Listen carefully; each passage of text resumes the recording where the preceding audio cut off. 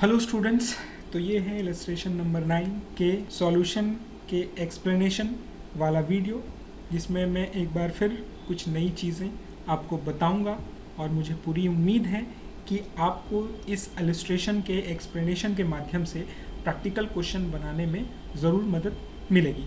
ठीक है, तो जैसा मैं हर एक सवाल के साथ करता हूँ, पहले क्वेश्चन पढ़ लेते हैं। A business organization operates with two departments. Transfer are made between the department of both the manufacture goods and purchase goods. Goods purchase are transferred at cost and manufactured goods are transferred only at a selling price as in the case with open market. हम देखिए ये second वाली third वाली नहीं जो line है उसमें क्या कहता है, goods purchase are transferred at cost, यानी जो गुड्स परचेज किए जाते हैं दोनों डिपार्टमेंट के द्वारा वो एक दूसरे को क्या किए जाते हैं, कॉस्ट पे ही ट्रांसफर किए जाते हैं। ठीक है, and manufactured goods are transferred only at selling prices as in case with open market. कि जो मैन्युफैक्चर्ड गुड्स हैं वो जब एक दूसरे को ट्रांसफर किए जाते हैं तो वो मार्केट प्राइस पे ट्रांसफर किए जाते हैं। अब देखिए इसका एक्सप्लेनेशन देख लेते हैं या पार्टिकुलर्स इसके कहें। Opening stock 20,000, 15,000, sales 1,90,000, 1,35,000, wages 12,500, 7,500, purchases 1 lakh की, 80,000 की। क्लोजिंग स्टॉक जो परचेज गुड्स है यानी रॉ मटेरियल जो परचेज किया गया, जो मार्केट से परचेज किया गया दोनों डिपार्टमेंट के द्वारा, वो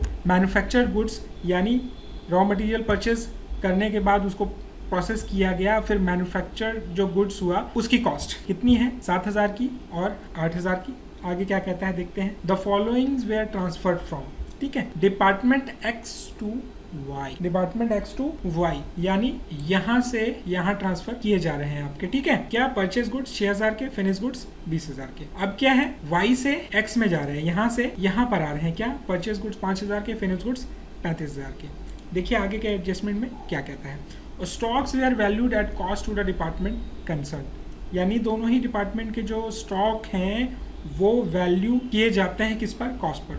only in closing stock of manufacture goods in both the departments, है ना, दोनों ही डिपार्टमेंट के क्लोजिंग स्टॉक जो है मैन्युफैक्चर्ड गुड्स के, उसमें ट्रांसफर्ड फिनिश गुड्स जो है वो है 20%। अब फिनिश गुड्स हैं तो क्या होगा, उसमें प्रॉफिट भी होगी, यानी इस 7,000 का 20% है और इस 8,000 का जो 20% है वो वैसा माल है जो कि प्रॉफिट उसमें जोड़ करके और दोनों को ट्रांसफर किए गए हैं। Draw departmental trading account and companies trading account for the year ended 31 जून 2013।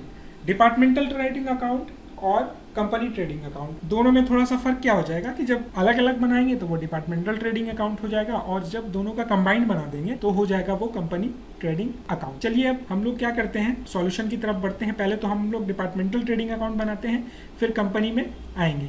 ये आपकी हो गई डिपार्टमेंटल ट्रेडिंग अकाउंट और ये टोटल जब हम इसको करेंगे तो ये कंपनी ट्रेडिंग अकाउंट।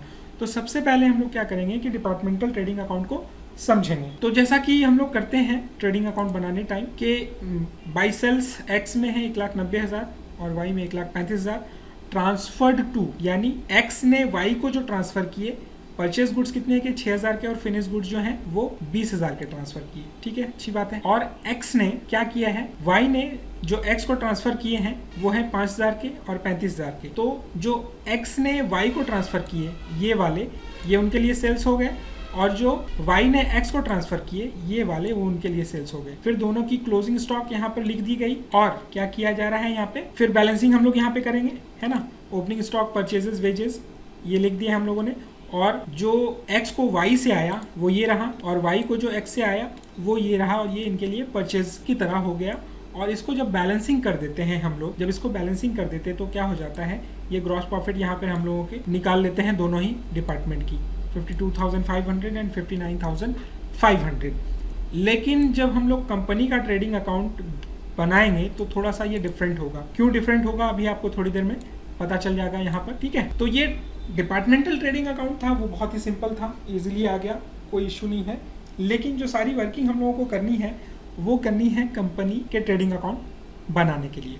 अब आप एक बात ध्यान देंगे कि ये जो फिनिक्स, ये जो मैन्युफैक्चर्ड गुड्स है ना, इसमें फिनिश गुड्स शामिल है कितने, 20% के, यहाँ पर लिख दिया है ना, क्योंकि ट्रांसफर क्या होता है, परचेज गुड्स और फिनिश गुड्स, और फिनिश गुड्स में प्रॉफिट एडेड है, दोनों ही एक दूसरे को ट्रांसफर करते हैं। तो इस मैन्युफैक्चर्ड गुड्स में 20% फिनिश गुड्स का है और इस मैन्युफैक्चर्ड गुड्स में 20% फिनिश गुड्स का है। ठीक है, अब अगर फिनिश गुड्स का है तो उसमें प्रॉफिट भी इंक्लूडेड होगी, तो उसमें प्रॉफिट भी इंक्लूडेड होगी, लेकिन प्रॉफिट कितनी है ये हम लोगों को नहीं पता है। तो हम लोग क्या करेंगे, जो डिपार्टमेंट का ग्रॉस प्रॉफिट आया है उसका परसेंटेज निकालने के बाद उसकी प्रॉफिट हम लोग आसानी से निकाल सकते हैं। कैसे निकालेंगे देखिए, यहाँ क्या है, 1,90,000 एक्स डिपार्टमेंट का खुद का सेल है और एक्स ने जो वाई को ट्रांसफर किए हैं 20,000 के, वो मिला करके 2,10,000। उसी तरीके से वाई डिपार्टमेंट का 1,35,000 और 35,000 1,70,000 टोटल सेल्स हो जाते हैं इनके लिए। ठीक है, देखेंगे यहाँ पे आप फिनिश गुड्स है ना, एक्स ने जो वाई को दिए, यहाँ पर हम लोगों ने ये वाले फिगर लिए हैं। ठीक है, तो अब प्रॉफिट हम लोगों की इजीली आ गई है 52,500 एंड 59,500। उसका परसेंटेज हम लोग निकाल दे रहे हैं यहाँ पे। तो एक्स के लिए प्रॉफिट परसेंटेज कितना आ जा रहा है 25% का और वाई के लिए 35%। अब हम लोग पहले क्या करेंगे, ये देखेंगे कि मैन्युफैक्चर्ड गुड्स में फिनिश गुड्स हैं कितने। तो एक्स के जो मैन्युफैक्चर्ड गुड्स हैं वो 7,000 के हैं, जिसमें से 20% फिनिश गुड्स के स्टॉक हैं, तो वो हो गए 14,000 के। डिपार्टमेंटल अकाउंट डिपार्टमेंट वाई के जो 8,000 के मैन्युफैक्चर्ड गुड्स के स्टॉक हैं उसमें से 20% फिनिश गुड्स के स्टॉक हैं जो कि 1,600 रुपये आते हैं। तो अब हम लोगों को फिनिश गुड्स का स्टॉक अभी पता चल गया है, तो चूंकि हम लोगों के पास प्रॉफिट परसेंटेज यहाँ पर ऑलरेडी निकाली हुई है तो हम लोग उसका प्रॉफिट आसानी से निकाल सकते हैं। जैसे यहाँ 1,400 में 35% अगर हम लोग प्रॉफिट निकाल देते हैं तो वो कितना आ जाता है 490। अब देखिए एक्स में जो स्टॉक है वो कहाँ से आया था, वाई से आया था और y का प्रॉफिट परसेंटेज कितना है 35%, इसलिए हम लोगों ने यहाँ पर 35% लिया है। उसी तरीके से जो y के पास स्टॉक है फिनिश गुड्स का 1,600 का, वो कहाँ से आया था, वो आया था x से और x का प्रॉफिट परसेंटेज 25% है। ठीक है, तो ये दोनों की प्रॉफिट यहाँ पे निकल गई। अब जो कंपनी के लिए क्लोजिंग स्टॉक होगा, आप यहाँ पे देखेंगे कि ये होना चाहिए क्या, यहाँ पे 7,000 और 8,000 15,000, लेकिन यहाँ पर 14,110 लिए गए हैं। ऐसा क्यों किया गया है, क्योंकि कंपनी जब अपना ट्रेडिंग अकाउंट बनाएगी तो वो एक्चुअल प्रॉफिट कैलकुलेट करेगी। यहाँ पर क्या है, इन लोगों को छूट दे दी गई है कि ठीक है आप एक दूसरे को ट्रांसफ़र करके और प्रॉफिट खेलिए, बट जब कंपनी बनाएगी तो इन्हीं के जैसा अगर बना दे तो ऑब्वियसली प्रॉफिट जो है वो गलत कैलकुलेट हो जाएगा, क्योंकि डिपार्टमेंट एक दूसरे को सेल करते हैं और प्रॉफिट होती है तो वो एक्चुअल प्रॉफिट कंपनी के लिए नहीं होगी, डिपार्टमेंट के लिए हो सकती है वो प्रॉफिट, लेकिन कंपनी के लिए नहीं होगी। ठीक है, अब आप कह सकते हैं सर ओपनिंग स्टॉक में आपने ऐसा क्यों नहीं किया। अब यहाँ पे क्या कहता है देख लीजिए statement, only in closing stock of manufacture goods in both the department transfer finish goods are 20%। अब चूंकि क्वेश्चन में यही कह दिया है कि only in closing stock of manufactured goods, फिर तो आप और हम बाध्य हैं इस चीज़ को करने के लिए कि प्रॉफिट हम सिर्फ क्लोजिंग स्टॉक में ही कैलकुलेट कर दें।